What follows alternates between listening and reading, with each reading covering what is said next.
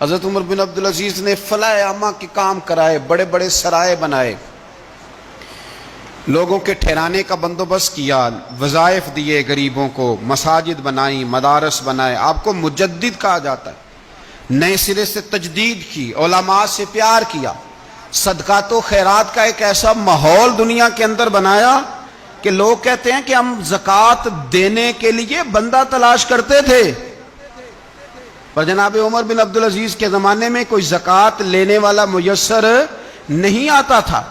ایک شخص ملا تو لوگوں نے اس کو اتنی زکوٰۃ دی، اتنی زکوٰۃ دی، اتنی زکوٰۃ دی، لوگ خوشحال ہو گئے، اتنی زکوٰۃ دی کہ اگلے سال وہ خود زکوٰۃ دے رہا تھا۔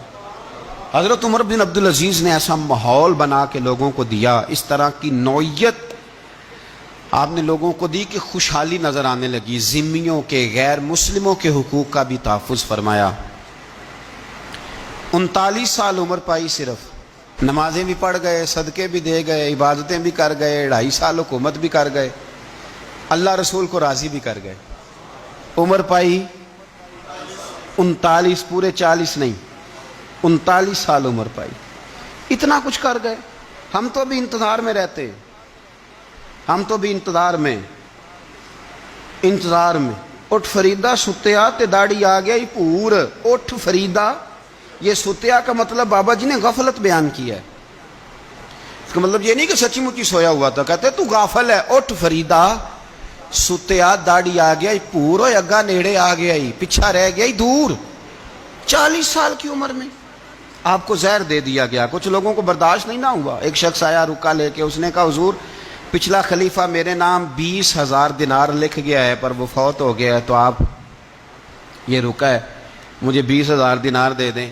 آپ فرمانے لگے سنبھال کے رکھ، شاید میرے بعد والا دے دے۔ رکا سنبھال کے رکھ، پر مجھ سے نہ امید رکھنا، 20,000 دینار تو میں 20,000 گھر میں دوں گا اور 20,000 چولہے جلاؤں گا، میں ایک آدمی کو اتنا امیر کر دوں اور باقی لوگ دیکھتے رہے۔ آپ کو زہر دے دیا گیا،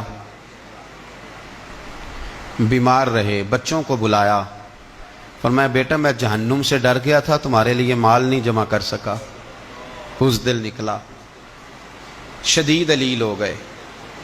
وہ جو آیت میں نے پڑھی ہے نا، آپ کی اہلیہ کہتی ہیں کہ آخری وقت آپ کی زبان پر وہ آیت جاری ہوئی، تلک الدار الآخرۃ نجعلھا للذین لا یریدون علوا فی الارض ولا فسادا والعاقبۃ للمتقین۔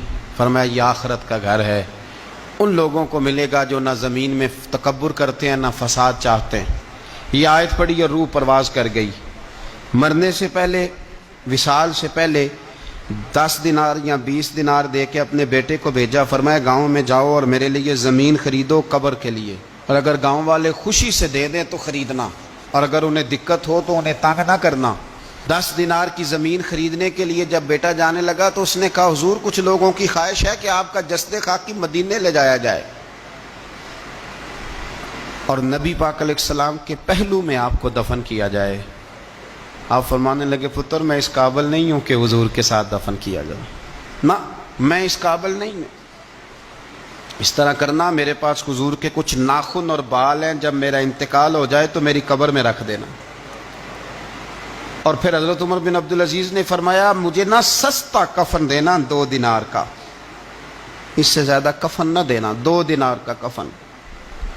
حضور آپ کا مال ہے کچھ پڑا ہوا تو اس میں سے اچھا کپڑا خریدا جا سکتا ہے، فرمایا نہ بھائی 2 دینار کا کفن خریدنا۔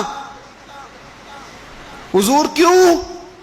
فرمایا اس لیے کہ اگر میں نیک ہوا تو اللہ مجھے جنت کا لباس عطا فرما دے گا، اگر میں بد ہوا تو یہ بھی تو پھٹ ہی جائے گا، چیر دیا جائے گا، قبر توڑ دے گی پسلیاں، لہٰذا مجھے مہنگا کفن نہ دینا، 2 دینار کا۔